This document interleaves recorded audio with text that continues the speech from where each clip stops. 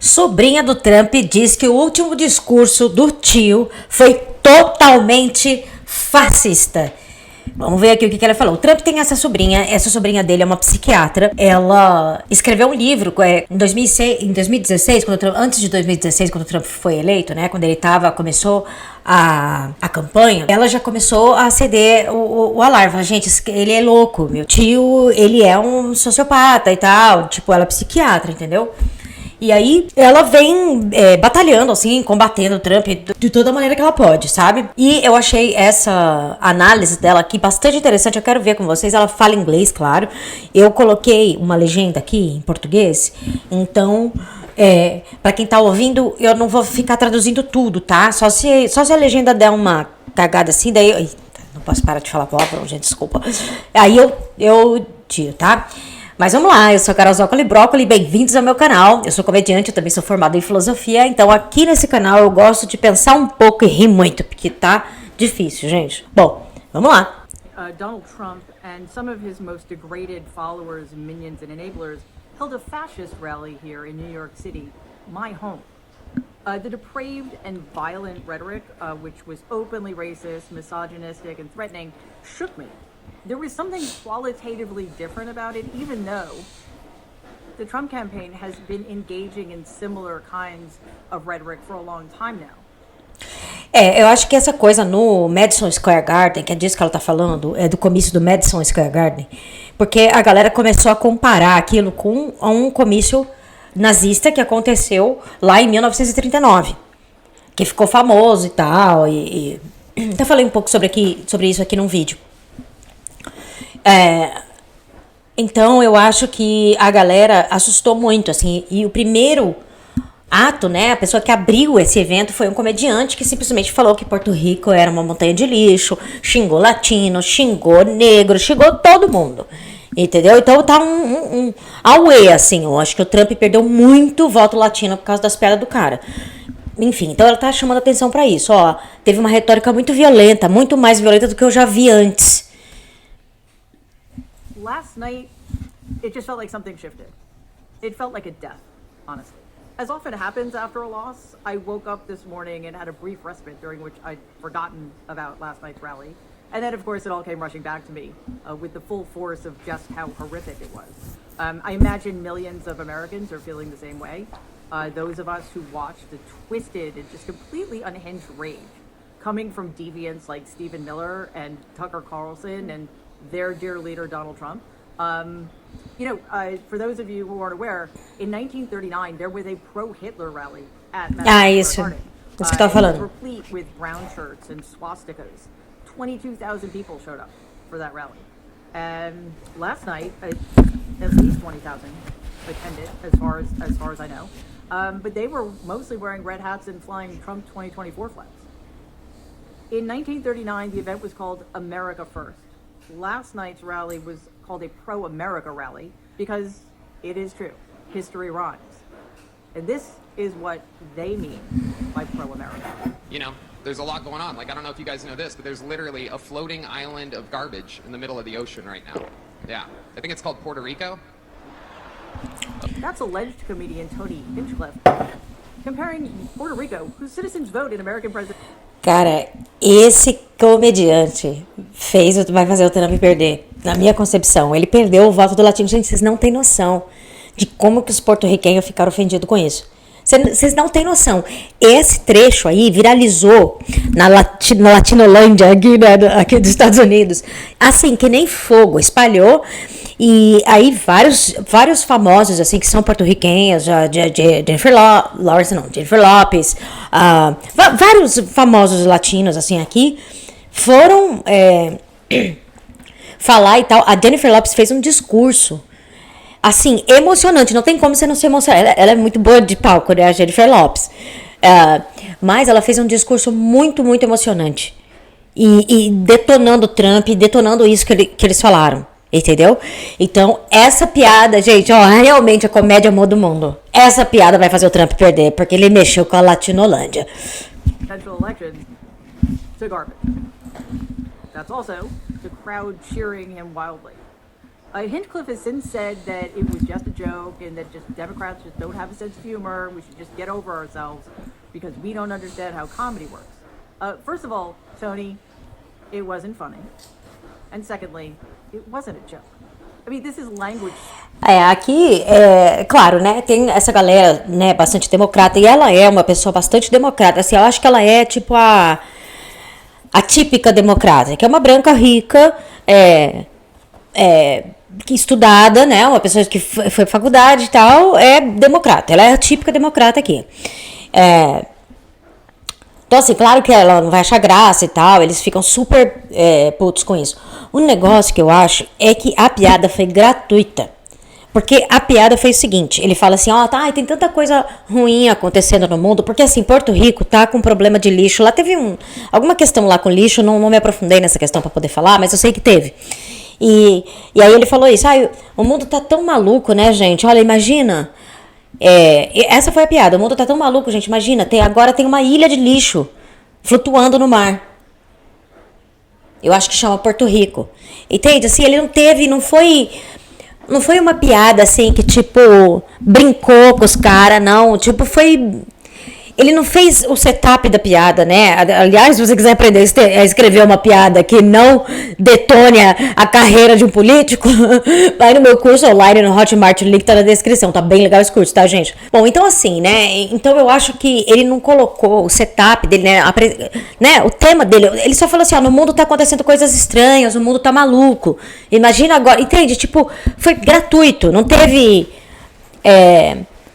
Não foi um negócio assim que, tipo, incluía, sabe? Tem um comediante que chama Ralph May, ele até faleceu já, que ele é branco, ele é um comediante branco, mas ele tem um set que ele tomando café cubano, porque não sei se vocês sabem, o café cubano é fortíssimo, né, gente? É fortíssimo.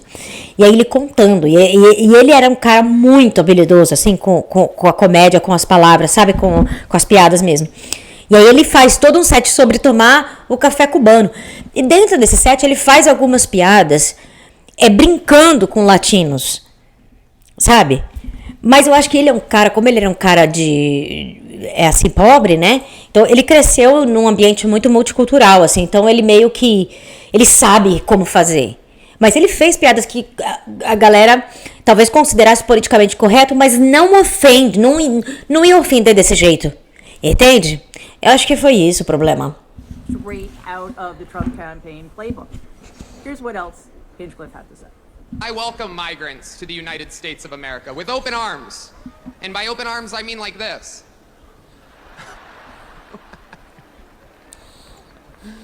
It's wild. And these Latinos, they love making babies too, just know that. Essa outra foi escrota com o latino também. Os latinos adoram fazer bebê. Como que ele vai terminar essa piada? Vamos ver. They do. There's no pulling out. They don't do that. They come inside, just like they did to our country. Pulling out é tipo coito interrompido, como eu aprendi na escola, né? É o coito interrompido. Eles não têm coito interrompido. Eles come inside, porque é um jogo de palavras, né? Significa gozar dentro. Ai, gente, não quero fazer sexual essa coisa aqui. Né? Gozar dentro. Republicans are the party with a good sense of humor. This dehumanizing rhetoric, claiming certain groups are subhuman or not human at all, reducing people to crude stereotypes, this is straight up fascism. Of course, it did not stop there. Check this out. We need to slaughter this other people. We need to bring 100 million votes to Donald Trump. You got homeless and veterans, Americans, sleeping in their own feces on a bench in Central Park. But the fucking illegals, they get whatever they want, don't they? This went on for over 6 hours. Olha só, the fucking illegals. Vou ter que tirar, tá vendo como foi assim, uma linguagem bem agressiva mesmo. The evening devolved from racist jokes that weren't really jokes to outright unvarnished calls for slaughter to the kind of raw, unfiltered hatred far too many Americans and far too many in the American media have become numb to.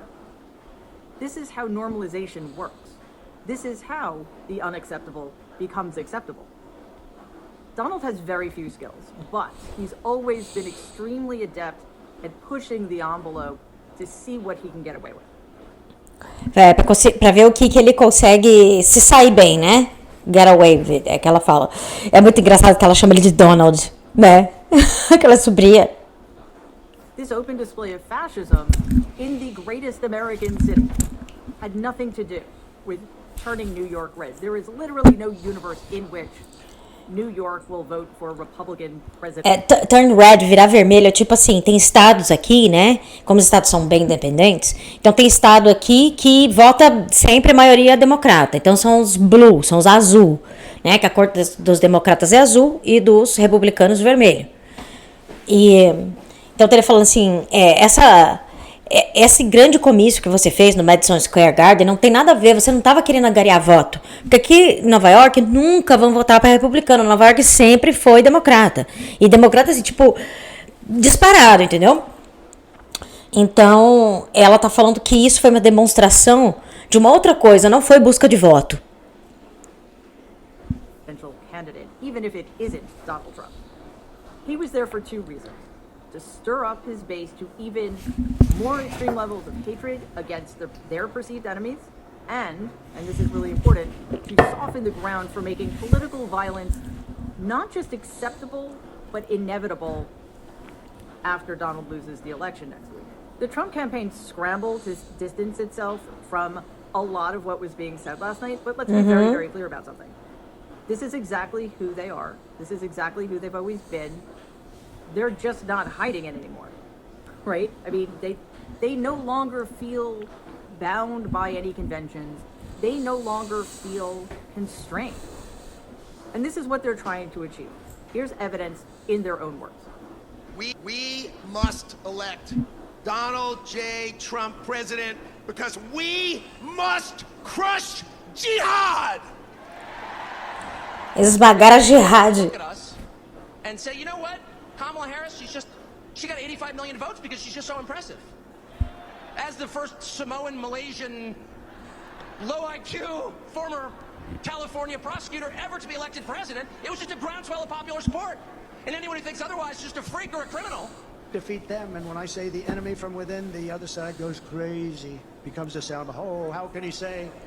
No, they've done very bad things to this country. They are indeed the enemy from within. And one thing I have been, even the enemy, because they are the enemy, what they've said, even that enemy too, and they're really the enemy. They're the enemy of the people, the press. When Donald calls his opponents the enemy within, and he says that people like us are worse than dictators like Vladimir Putin and Kim Jong-un, he's making us targets. When his supporters, who, in following his lead, attempt to demonize entire communities while calling for slaughter, they're increasing the likelihood of political violence. They know exactly what they're doing, and it seems increasingly likely that that is exactly what they want. And then, of course, we have the Republican Party. Eu também não entendi. O que eu acho, eu tô chutando uma coisa aqui. Eu acho que eles estão achando que eles vão perder. E eu acho que eles estão fazendo isso, tipo, eles estão atendendo, assim, bastante aquela base deles bem reacionária. Porque é essa galera que vai invadir de novo o Capitólio.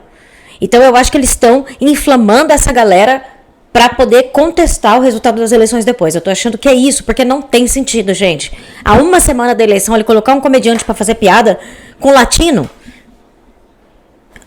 Não faz sentido, gente, não faz.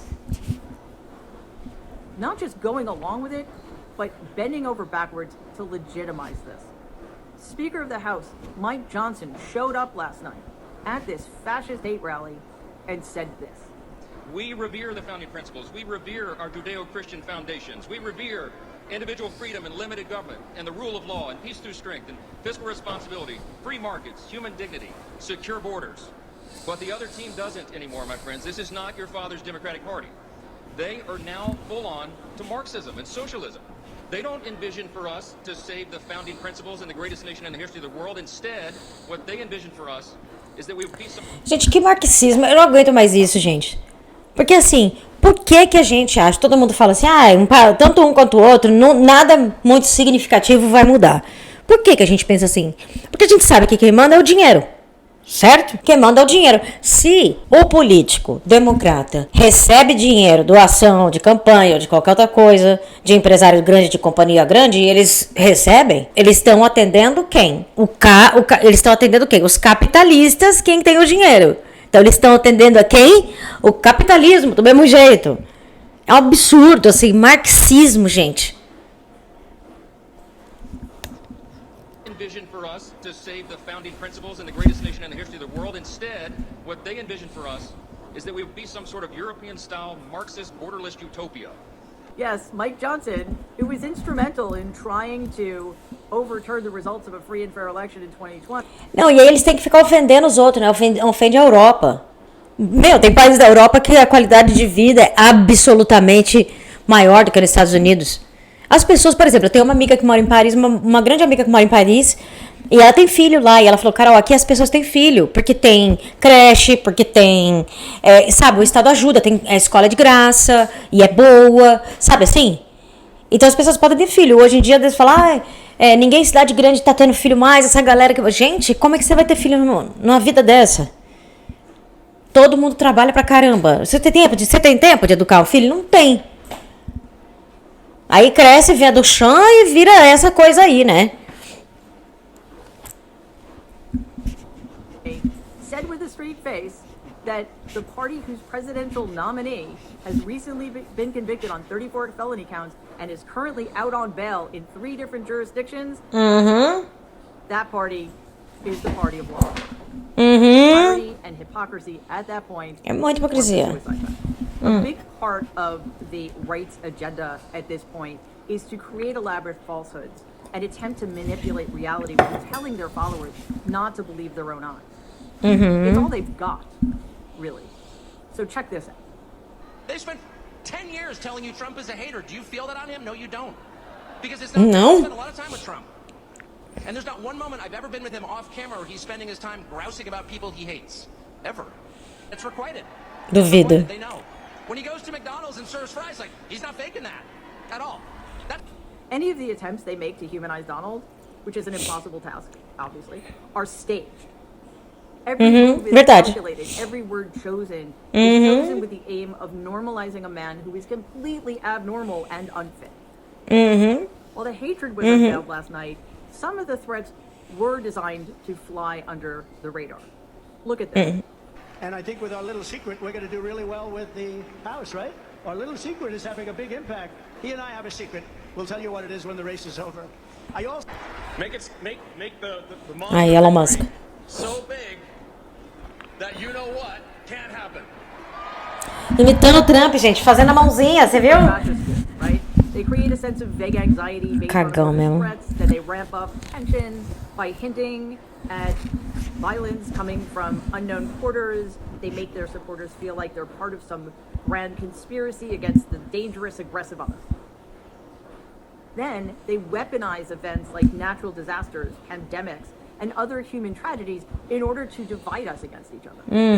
Isn't her egregious hurricane response? They haven't even responded in North Carolina. They haven't even responded. There's nobody. They don't see any FEMA. You know why? They spent their money on bringing in illegal migrants, so they didn't have money for Georgia. Cara, quando teve o furacão em Porto Rico, o Trump cagou pra aí. Assim, cagou. Isso, inclusive, tem sido até um debate aqui que o pessoal fala assim, gente, a falta de ajuda que ele deu no furacão não limitou as pessoas de votarem nele. Mas agora, uma piada com Porto Rico ofensiva, meu amigo, aí isso não brinca não. Entendeu?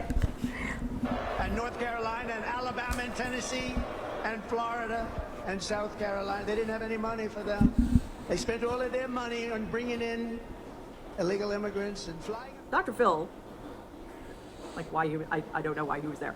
I honestly completely forgot he existed, but he got his time in the spotlight, and he used it to claim as only a hardcore white supremacist could, as only a guy who has failed upward his entire life simply because he's a white man, claimed that this country was built on hard work, not DEI.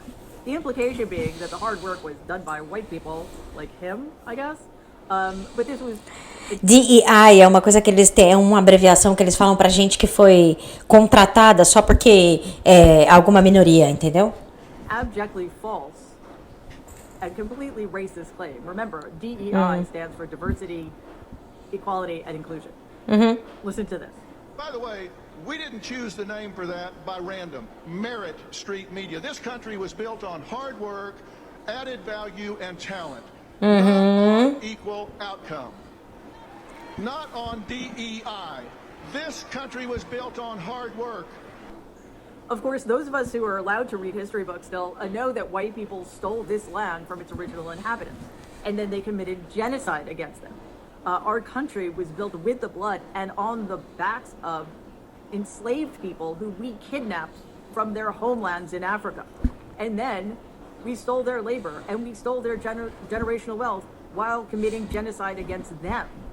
That's the reality of American history. That's the reality that Donald Trump and people like him want us to forget. They want to erase from our history the people who belonged here first and the people who really built America. While Donald was rambling in his broken and disjointed way. Porque as pessoas, esse tipo de gente quer evitar ser responsabilizado pelo que faz. É só isso. And his supporters cheered on every single vile piece of bigotry that was trotted out in front of them.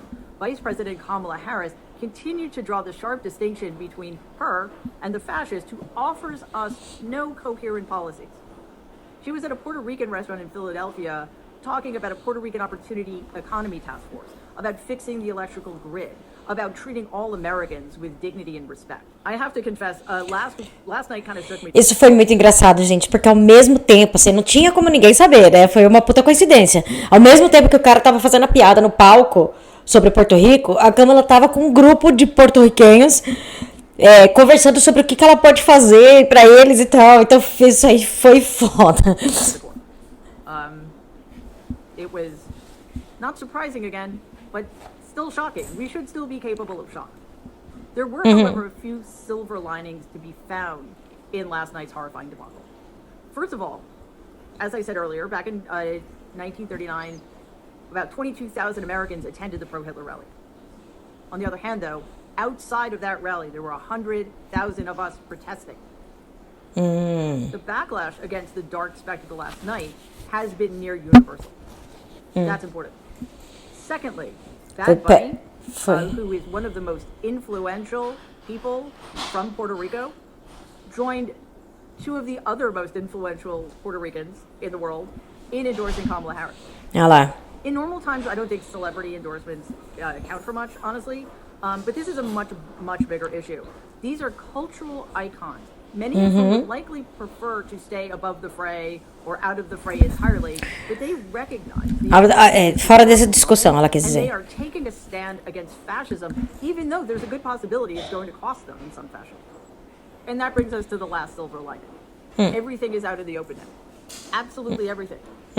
Even for those who have not wanted to face the truth about what's been happening, there is no denying anymore the danger that Donald Trump and his movement present to us. Not even corporate media, although I'm sure they'll try mightily, can whitewash what we saw and heard last night. And the Republican Party, who sent its most powerful representative and Speaker of the House, Mike Johnson, can never again pretend that Donald Trump isn't their god. Fascists. Thousands of fascists came to my home last night and spoke their hatred without any fear of repercussion. Uau. These depraved thugs want us to feel broken. They want us to despair. So let's not do that, okay? Acho que ela mandou o verbo, né? Realmente foi o cara falando a América é só para os americanos. Teve um cara que gritou. Como isso foi bem bizarro mesmo, assim. Ele alimentou muito esses sentimentos, assim, de oposição e de guerra cultural.